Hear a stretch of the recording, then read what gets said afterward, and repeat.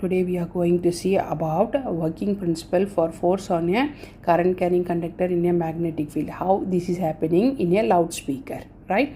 Here loudspeaker converts the electrical audio signal which is entering here to the sound wave using the principle of electromagnetism or motor effect, right? Both will happen. Where is happening these two things? The electrical signal, okay, which is a main source of signal coming from a microphone or the music source, is sent from an amplifier into the voice coil.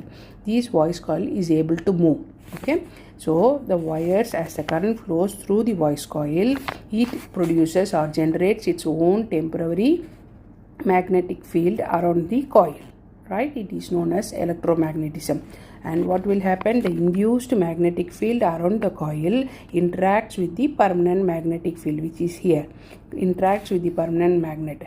What will happen? Either it will attract or repel between these two magnetic field. One is here and other one is in the coil. So what is happening? Causing it to the voice coil here. It is like cone shape structure which will move either forward or backward.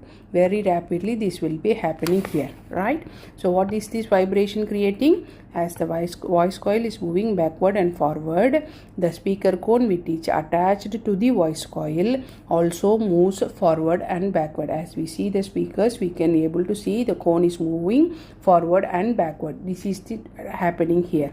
So the vibration of the cone pushes or pulls the surrounding air molecules nearby, creating a space of pressure here, right? So either high or low pressure, which is then transferred as sound waves to us.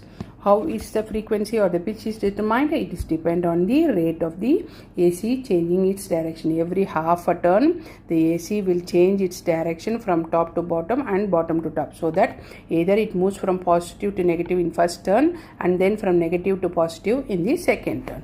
So what is the amplitude here doing? It determines by the strength of the cone, how far the cone moves forward and backward, and how within how much time it is happening depends on the volume of the sound also being determined here. This is the working principle. So how is the magnet gets interacted here? One is produced by the coil of the wire carrying the current, and another one is the permanent magnet. This is an example of a force carrying current in a magnetic field, okay.